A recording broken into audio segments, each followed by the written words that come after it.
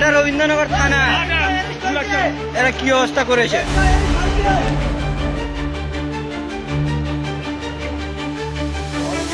এরপর দেখলাম আমার দোকান ভাঙচুর হয়ে গেছে, ক্যাশ থেকে টাকা লুট। আমি যে এখন খাবো সেই টাকা তো আমার কাছে। দিদি বসে কি করছে, মালদাটা ওরম করলো, তো পুলিশ প্রশাসনটা কেন আরো আগে আনলো না? এখানে যত দোকান ছিল, যত বাঙালি দোকান সব ভেঙেছে।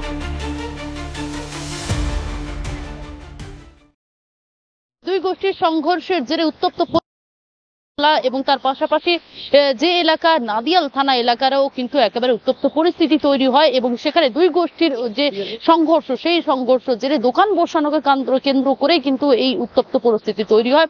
মন্দিরের সামনে দোকান এবং সেই দোকান বসানোকে কেন্দ্র করে এক গোষ্ঠী অপর গোষ্ঠীর ওপর চড়াও হয় এবং তার জেরে একেবারে পুলিশি সেখানে দেখা যায় পুলিশের ওপর কার্যত সেখানে দাঁড়িয়ে তারাও পুলিশের ওপর এক গোষ্ঠী কিন্তু চড়াও হয়। সেখানে দেখা যায় যে একেবারে সরাসরি ইট বৃষ্টি শুরু হয় এবং পরবর্তীতে পুলিশের সেই পরিস্থিতি নিয়ন্ত্রণে করার জন্য থেকে শুরু করে পুলিশকেও কিন্তু একই রকম ভাবে কাঁদানো গ্যাসও ছুটতে দেখা যায় এবং পরপর টিয়ার থাকে এবং পরবর্তী ক্ষেত্রে দেখা যায় যে এবং অপর গোষ্ঠী যে গোষ্ঠী আক্রমণ চালাচ্ছিল তাদের তরফ থেকে পর একটা বাইক আগুন জ্বালিয়ে দিতে এবং পরপর সংঘর্ষের জেরে দেখা যায় গাড়িতে আগুন জ্বালিয়ে দিতে পুলিশের বহু গাড়ি এবং সাধারণ মানুষজনের বহু গাড়ি ক্ষয়ক্ষতি এবং পরপর রাস্তা জুড়ে যে নাদিয়াল থানা এলাকা বা যদি আমি বলি মহেশতলার যে রবীন্দ্রনগর থানা এলাকা, পুরো রাস্তা জুড়ে একেবারে কাঁচে ভরপুর, পুরো রাস্তা জুড়ে কাঁচে ভরপুর এবং সেখানে দেখা যায়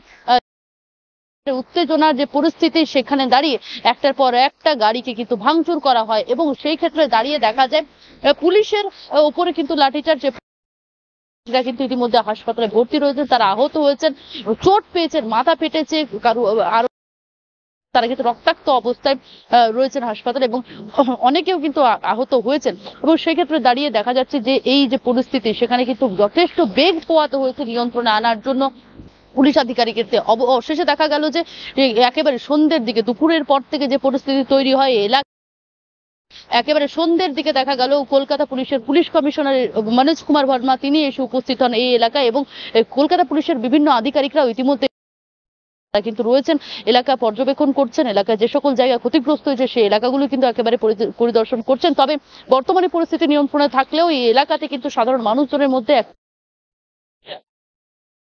তা কিন্তু দেখা যাচ্ছে রয়েছেন এবং কি বলছেন, কি পরিস্থিতিতে রয়েছেন তারা, সরাসরি আপনাদেরকে শোনাবো।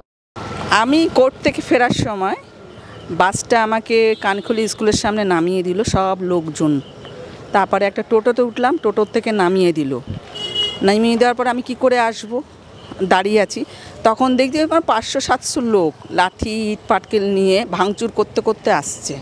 একটা অটো পুরো উল্টে ভেঙে দিল, কানাডা ব্যাংকে ইট মেরে কাজ ভেঙে দিল, কানাডা ব্যাংকের পাশে যেটা বাড়ি ছিল সেটা, মানে টার্গেট, মানে যতগুলো রোডের ওপর দিয়ে দোকানপাট লুটপাট সব কিছু হলো। যখন পুলিশের গাড়ি দুটো আসছিল, ওরকম ধরনের গাড়িটা আসছিল দুটো, পুলিশের থেকে আমি হেল্প চাইলাম যে আমাকে একটা রেস্কিউ করুন, আমি কোন দিকে যাব, আমি ঘাবড়ে গেলাম। পুলিশ কোনো কথাই শুনলো না, গাড়ির কাঁচও খুললো না, চলে গেল। তখন ওখান থেকে একটা লোক বলছে আমাকে, আমি চিনি না, পুলিশকে আপনি কি বলছেন, কি জানাচ্ছেন? আমি বাড়ি যাব, আমি অসুস্থ, আমার পাটা ভাঙা। তারপরে আমাদের 8 নম্বর ওয়ার্ডের একজন ভদ্রলোক, মানে উনি কাউন্সিলর, নামটা ভুলে যাচ্ছি, উনি ভোলার জায়গায় অন্যজন একজন এসছে, তো উনি আমাকে বললেন চলুন দিদি আপনার বাড়িটা কোথায়। আমি যে মেন যেখানে গন্ডগোল হচ্ছে সেখানেই আমার বাড়ি। 10 মিনিট পরে বাড়ি থেকে ফোন আসছে, হ্যাঁ রবীন্দ্রনগর থানা এলাকা। এইবারে এত বড় একটা ইট আমার বাড়ির মধ্যে আমার মেয়েকে মাথায় মারতে গেছে, সে মেয়ে সরে গেছে, আমার গাড়ির কাঁচটা ভেঙে গেল। এইবারে উনি রেস্কিউ করে আমাকে নিয়ে এসে, পুলিশ কোনো হেল্প করেনি। আমার একটা কাছে কথা দিদির কাছে 12টা থেকে ঝামেলাটা হচ্ছে, তো পুলিশটা প্রোটেকশনটা কেন নেয়নি? এখানে জানে কীরকম, এখানে পাবলিকটা কীরকম সব জানে, পুলিশ ফোর্স অনেক আনা উচিত ছিল। আর দ্বিতীয় কথা হচ্ছে এখানে 144 চলবে না, 144 চলবে না, এখানে কারফিউ দরকার। বাবরি মসজিদ নিয়ে উল্লেখ করতে চাই না, আমরা তো ঘটনাটা দেখেছি। এই ঘটনা কি প্রায়ই হয়? হ্যাঁ, প্রায় সময় হয়, একবার না বহুবার হয়েছে। একবার ব্যাংক নিয়ে গন্ডগোল, একবার না বহুবার হয়েছে। এখানে সূত্রপাত কিভাবে হলো আজকে? সূত্রপাতটা আমি যেটা শুনেছি, ওখানে একটা দোকানে বসে একটা খলালা নাকি, তা সে নাকি তাকে বলছে জয় শ্রীরাম বলো, সে মুসলিম, যেটা আমি শুনেছি সেটা বলছি।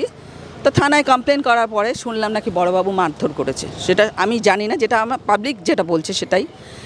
তারপরে কাকে কাকে আটকে রেখেছিল, তা বাইরে আসার পর এবারে ব্যাস মারপিট চালু, দুই পক্ষ গোষ্ঠী মারপিট চালু।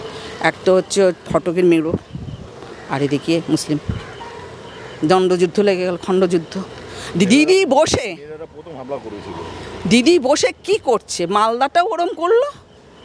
তো পুলিশ প্রশাসনটা কেন আরও আগে আনলো না?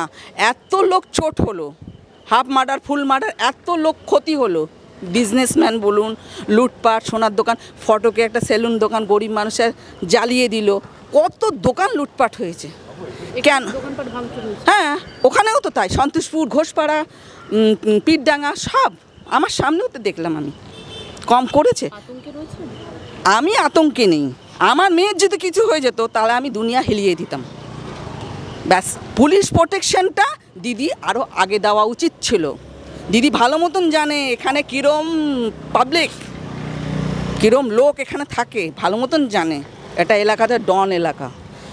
যখন বাবরি মসজিদ ঝামেলা হয়েছিল, কারফিউ আমাদের এখানে ওঠেনি। তিলজলা, পাশার কাছ, খিদিরপুর, মেটাপুরুজ, গার্ডেন ব্রিজ, আমাদের ফটক, 5টা জায়গার কারফিউ ওঠেনি।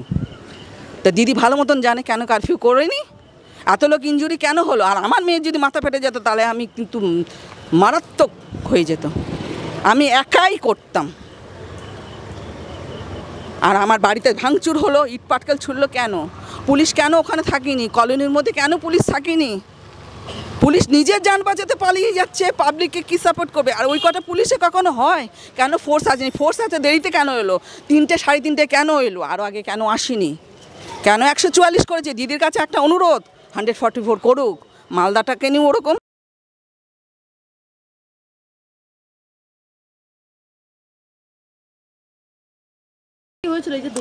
আমি তো হিসাব মতো সকাল থেকে আমি কিছুই জানি না।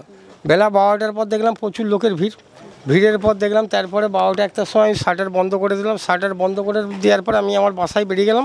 বাসাতেও দেখলাম প্রচুর ক্যারিয়ার পর দেখলাম আমার দোকান ভাঙচুর হয়ে গেছে, ক্যাশ থেকে টাকা লুটপাট। আমি যে এখন খাবো সেই টাকা তো আমার কাছে নেই। কারা করলো এই দোকান ভাঙচুর? কি করে বুঝবো? আমি তো শাটারের ভেতরে, কে করলো কি করে বুঝবো আমি? শাটারের ভেতর শাটার কি ভেঙে ঢুকেছিল? না, আমি তো ভয়ে পালিয়ে গেছি। শাটারের ভেতরে একা ছিলাম, মিস্ত্রিকে আগে আমি পাঠিয়ে দিয়েছি, ওরা বাঁচুক, ওরা আগে চলে গেছে। তারপরে আমি বেরিয়ে গেছি তখন দেখলাম আমি ভয়ে আমার নিয়ে ওর পেছন দিকে ছিলাম। পেছন দিকে দৌড়াতে আমার লাইফে এত বড় হয়েছে আমি কোনোদিন দেখিনি। আমি কেন অ্যাটাক করলো কেন? কী করে বলবো আমি? আপনার দোকানটাই কেন করলো? আমার দোকান নয় তো, আমার দোকানে কোনো প্রশ্নই নেই। এখানে যত দোকান ছিল, যত বাঙালি দোকান সব ভেঙেছে। বাঙালি বলতে বাঙালি তো সবাই বাংলায়। আমি বাঙালি ছেলে, ওরা মুসলিম ছেলে। হিন্দু? হ্যাঁ, হিন্দু ব্যাপার আছে না, এই নিয়েই ভেঙেছে। হিন্দুদের দোকানে ভেঙেছে? হ্যাঁ, হিন্দুদের দোকানে ভেঙেছে সব। আজকে এই যে আপনার দোকান ভাঙা হয়েছে, জিনিসপত্র লুটপাট চলেছে, কার দোষ, কে দায়ী? এর দায়ী হচ্ছে রবীন্দ্রনাথ থানার পুলিশ। ও তো আমাকে বড়বাবু, তো এই যে আমার এইগুলো সব বাইরে পড়েছিল, কোনো মিডিয়া না আসার আগে তখন রাস্তায় পড়েছিল, বড়বাবু এসে এখানে তুলে দিয়ে গেল। হয়তো বড়বাবু বলবে এই হচ্ছে এইটা তুই মিডিয়াকে তো বলেছিস, ব্যবসা করবো না, দেশের ছেলে দেশে চলে যাবো, কোনো অসুবিধা নেই, দেশের ছেলে দেশে চলে যাবো, ব্যবসা করবো না, ঠিক আছে। হয়তো বড়বাবু কালকে দোষ দেবে, এই যে এত ক্ষয়ক্ষতি, কালকে আমি দোকান খুলতে পারবো? কালকে আমি না বাড়ি গেলে এই ক্ষয়ক্ষতি কেউ দিতে পারবে? আমার বড়বাবু দেবে না কে দেবে বলুন? এই ক্যামেরাটা ভালো করে দেখে নিন আমার ভেতর। আমি কোনোদিন দেখিনি, আমি এই ঘটনা কোনোদিন দেখিনি এখানে। আজকের যা ঘটনা কোনোদিন দেখিনি। আর রবীন্দ্রনাথ থানার পুলিশ নিরীহকে পিটাবে, ভালো লোককে ভালো ভাববে, ঠিক আছে। হয়তো আমাকে হুমকি দিয়ে গেল, আমি বলে মিডিয়া বারণ করেছে, স্টারানন্দ ছিল, এইগুলো আমার সব রাস্তায় পড়েছিল, বলে তুই মিডিয়ার কথা শুন আর চল কাল থেকে ব্যবসা কর বলে ওরাই ঢুকি দিয়ে গেছে এখানে। কাল থেকে দোকান খুলতে বলেছে? না, বন্ধ করতে। দোকান খুলতে বারণ করেছে? আমি তো আমার বাড়ি দেখুন ম্যাডাম, আমার বাড়ি উলবেড়িয়া শ্যামপুর থানার পাশে। ক্ষতিপূরণের কথা বলেছে? ক্ষতিপূরণ আমার ক্যাশ থেকে তালা ভেঙে নিয়ে গেছে, সব তো ভেঙেছে, এবার আমার তো সব ভেঙেছে, কিন্তু আমি বাইরের ছেলে ম্যাডাম, আমি কি করবো, সেখানে মারামারি করবো না লড়াই করবো? অথবা আমাকে তালা বন্ধ করে আমাকে বাড়ি চলে যেতে হবে। আমার বাড়ি উলবেড়িয়া শ্যামপুর থানা, 58 গেট উলবেড়িয়া, মিডিলে যে শ্যামপুর থানা আছে, থানা আর আমার বাড়ি পাশাপাশি, এই থানা আর এই বাড়ি আমার পাশাপাশি। বাংলা হান্টের আরও খবর দেখতে নজর রাখুন। বাংলা খবর মানেই বাংলা হান্ট।